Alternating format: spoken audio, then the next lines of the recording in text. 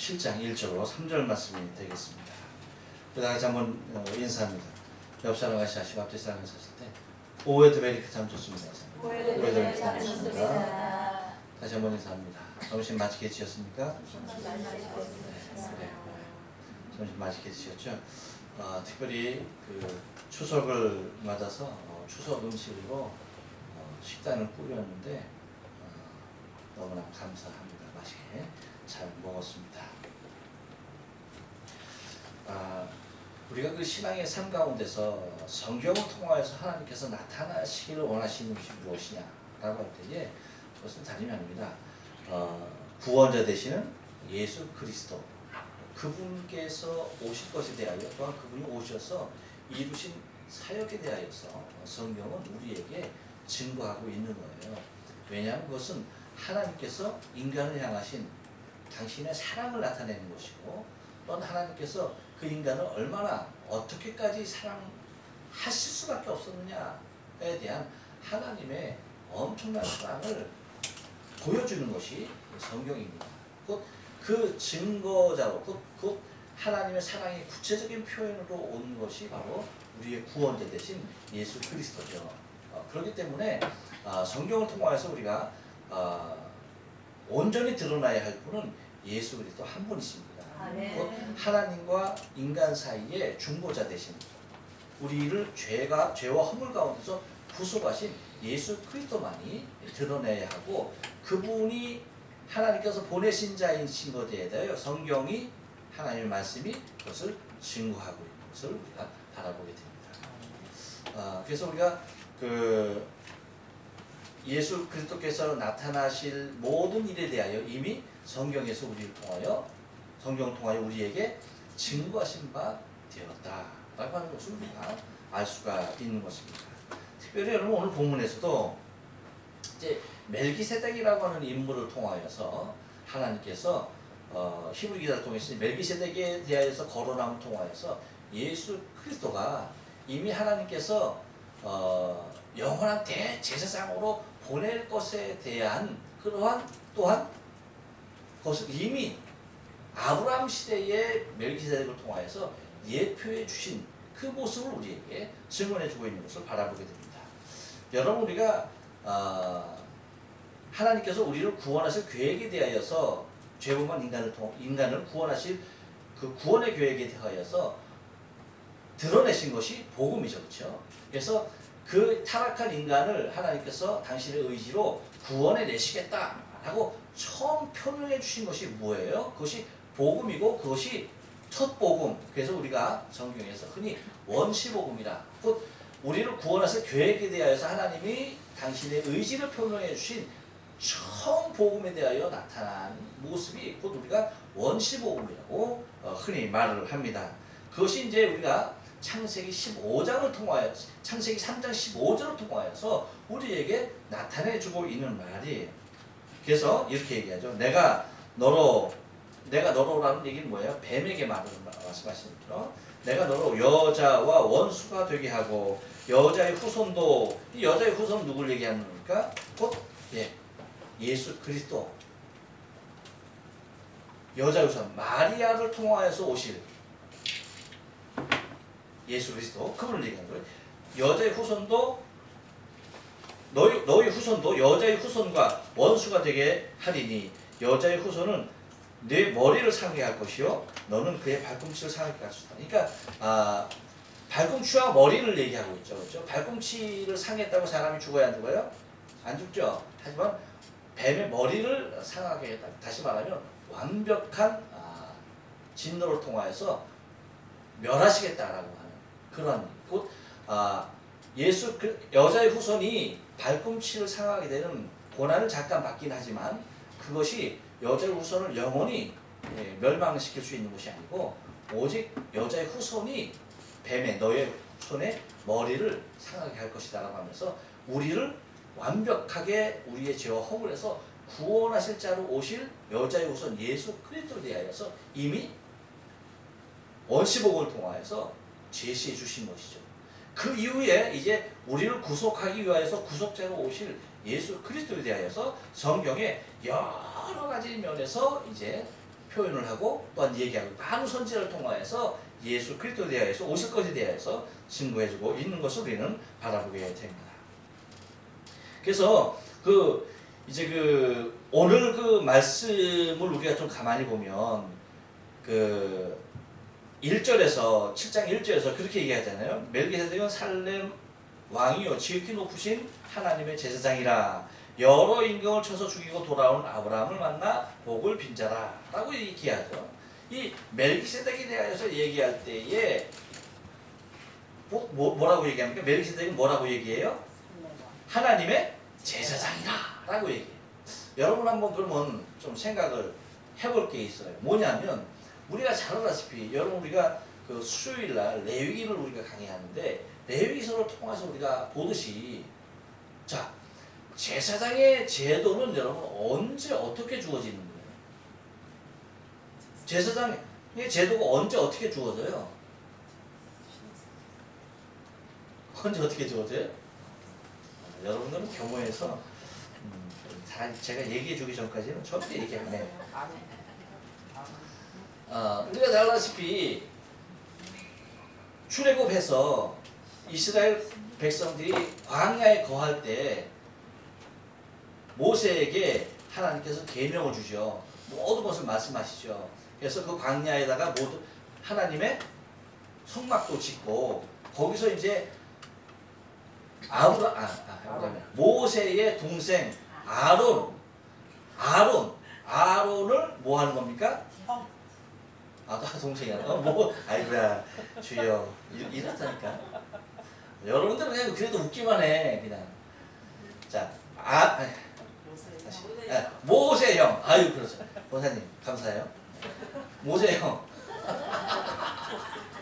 모세 형 아론을 뭐예요? 제사장으로 삼습니다. 그래서 우리가 보면 레위기 9장에서 보면 제사장 위임식이 처음 나오죠. 그렇죠? 그리고 레위기 10장에서 뭐가 나와요? 하나님 앞에 드디어 뭐 하는 거예요? 첫 제사가 나오죠. 내가 너희를 만나주겠다. 하나님께서 이스라엘 백성과의 만남을 약속하시면서 제사를 통하여서 이스라엘 백성들을 하나님 앞에 나오게 하십니다. 그래서 내가 너희 중에 거하면서 너희와 함께 하겠다. 그러니까 하나님께서 이스라엘 백성을 직접 만나기 위하여서 이 땅에 오셔서 거하시는 곳이 성막이었어요. 그렇죠? 거기에서 하나님 앞에 제사를 통하여서 이스라엘 백성들이 나갔던 것입니다. 그렇게 첫 영광스러운 첫 제사가 드려진 것이 레위기 10장이라는 얘기예요. 레위기 10장에서 그렇게 이제 제사를 드리고 바로 그 다음에 뭐예요? 레위기 11장. 그쵸? 11장에서 아주 비극이 일어나죠. 그 제사가 계속적으로 아름답게 이루어져야 하는데 아론의 두 아들 누구? 나답과 아비후가 다른 불로서 하나님 앞에 제사를 통해서 죽임을 당하게 됩니다. 이렇듯이 여러분 우리가 잘 알는 제사장의 제도는 이미 아브라함 때가 아니라 아브라함 후대에 쭉 내려와서 그렇죠? 그들이 종살이한 후에 애굽에서 나와서 이제 모세 시대에 들어와서 율법을 주고 모세를 통하여 율법을 주고 그 율법이 선포된 가운데 하나님 앞에 제사에서 이스라엘 백성이 하나님 앞에 나가게 하는 그 제사의 제도가 그때 주어지는 거예요. 그때. 그러니까 아브라함 때는 여러분 그래서 성경에 표현하기를 뭐라고 얘기해요? 이 다른 제사장들은 다 어디에 있었다? 아브라함의 몸속에 있었다. 몸속에 있었다라고 표현하는 거예요. 몸속에. 그러니까 이미 앞으로 엄청나게 후회되어질 그 일에 대하여서 상징적으로 예수 그리스도가 영원히 이스라엘의 대제사장으로 하나님과 인간 사이의 중보자로 오실 것에 대하여서 이미 아브라함의 시대에 하나님께서 이스라엘 백성을 택한 그 아브라함의 시대에 뭐 하는 겁니까? 예표해 주심으로 말미암아서 하나님께서 당신의 아들을 예수 그리스도를 대제사장으로서 보냈을 것에 대하여서 아비멜렉을 통하여서 이미 선포하고 계신 것을 바라보게 됩니다. 여러분 창세기 14장에 보면 곧 뭐가 나와요? 왕들의 전쟁이 나와요. 왕들의 전쟁. 그래서 이 왕들의 전쟁에 의하여서 이 서로 이제 연합하여 이제 전쟁을 치르는데 이 아브라함의 조카 롯이 있던 소돔 땅, 그 소돔 왕이 전쟁에 패해요. 그러다 보니까 그 소돔 땅에 있던 많은 사람들과 재산들이 다 뭐예요? 다 종과 전리품이 되어서 다 끌려간 겁니다. 이 얘기를 도망자를 통하여서 아브라함의 귀에 들려요. 그러니까 아브라함이 뭐 하는 거예요? 집에서 길리운 군사들을 데리고 뭐 하는 겁니까? 쫓아가서 그 손에서 누구를? 롯과 그러니까 그 창세기 그 14장 18절, 19절, 20절 보니까 그렇게 얘기하죠.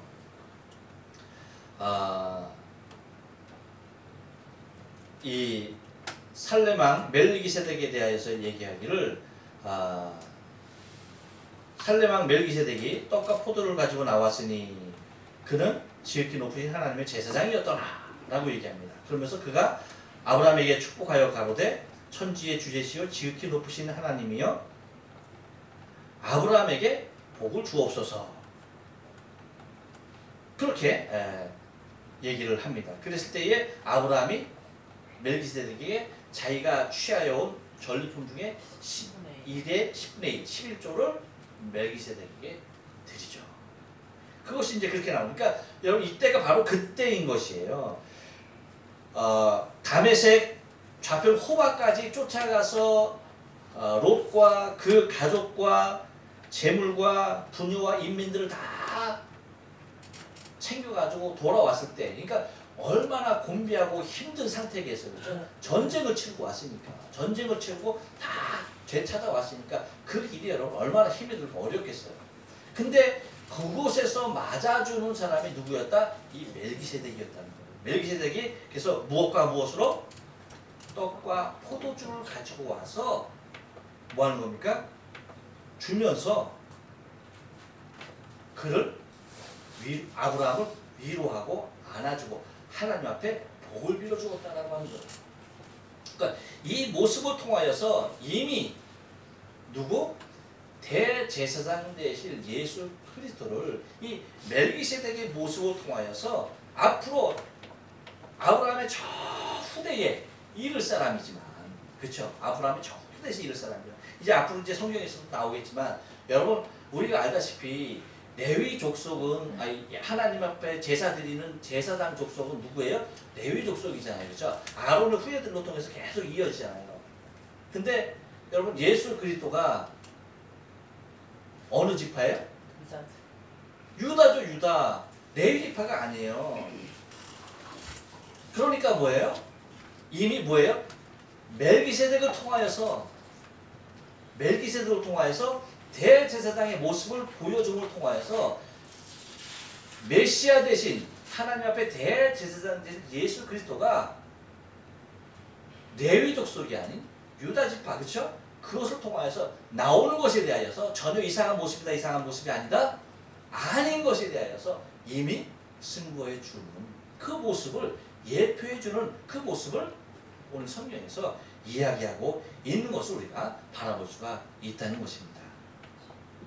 그러니까 여기 보면 여러분 그렇게 얘기하잖아요. 아브라함이 일체의 11조를 그에게 나눠주고 그 이름을 번역하는 첫째 의의 왕이요.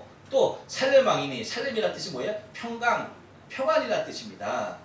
그 왕이요. 또 아비도 없고 어미도 없고 족보도 없고 시작한 날도 없고 생명의 끝도 없이 하나님 아들과 방불하여 항상 대제사장으로 있다라고, 그렇게 제사장으로 항상 있다라고 그렇게 표현함으로 말미암아서 예수 그리스도께서 이 땅에 오실 대제사장의 모습으로 오실 것에 대해서 이미 이렇게 예표해주고 있다는 것입니다. 그렇기 때문에 여러분 우리가 바라봐야 할 것은 성경에서 그 어디를 통해서도 항상 우리의 구원자 되신 우리의 메시아 되신 그리스도 예수를 증거하고 그분이 하나님의 아들인 것과 하나님의 계획 중에 섭리 중에 우리의 죄와 허물을 위하여서 보냈을 뿐인 것에 대하여서 성경 이것저것에서 이 모양 저 모양으로 우리에게 증거해주고 있다는 것입니다. 그러니까 이러한 여러 가지 성경의 모든 면에서 볼 때에 예수는 하나님의 아들임과 동시에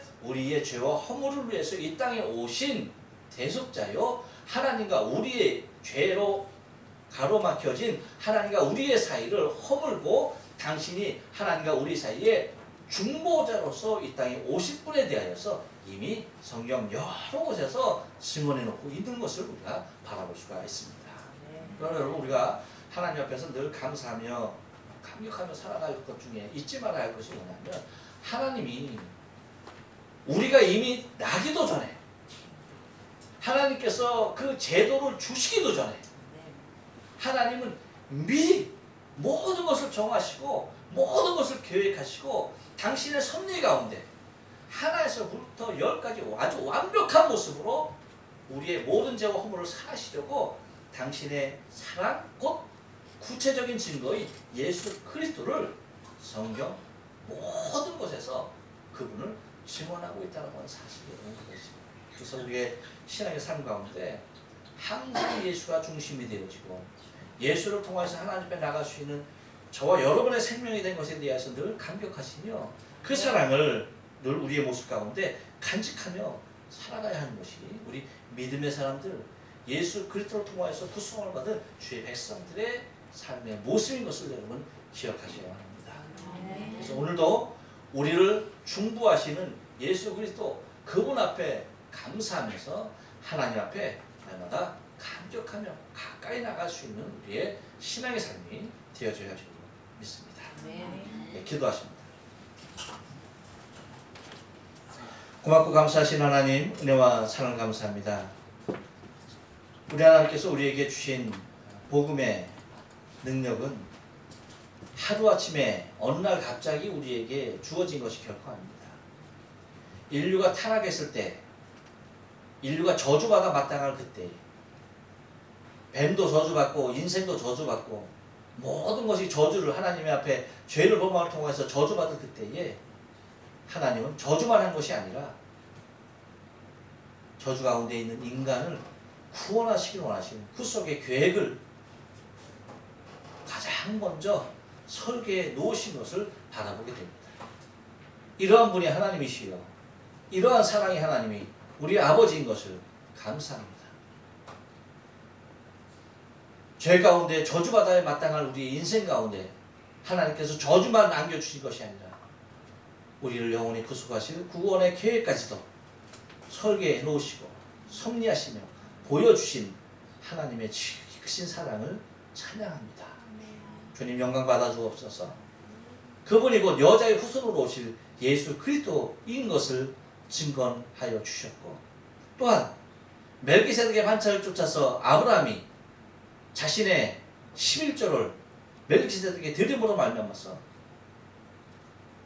이 땅에 하나님과 인간 사이에 중보자로 오실 예수 그리스도께서 오실 것에 대하여서 제사장 제도가 있기도 전 이미 아브라함의 몸속에 있었던 모든 제사장들을 먼저 대신하여 예수 그리스도께서 대제사장으로 오실 것에 대하여서 멜기세덱을 통하여서 보여주시며 우리를 하나님 앞에 중보자로 세우실 것에 대하여 증언해 놓으신 하나님의 위대하신 일들을 이 시간에 찬양합니다. 우리 인생이 무엇이간데 하나님께서 이토록 엄청난 일들로서 구원의 계획 가운데 우리를 구속하시고 이끌어 주시는지요. 우리가 이토록 하나님 앞에 존경을 받아야 할 수 있는 존재가 무엇을 통하여서 될 수 있는지요. 우리의 공로도 없고 우리의 의도 없고 우리가 내세울 만한 것 아무것도 없습니다. 오직 하나님 아버지의 지극하신 사랑 하나였음을 이 시간에 고백합니다. 아버지의 사랑으로 독생자 그리스도 예수까지도 이 땅에 제물로서 우리를 위하여 보내주셨던 것이 하나님의 사랑이었던 것을 알아보게 됩니다.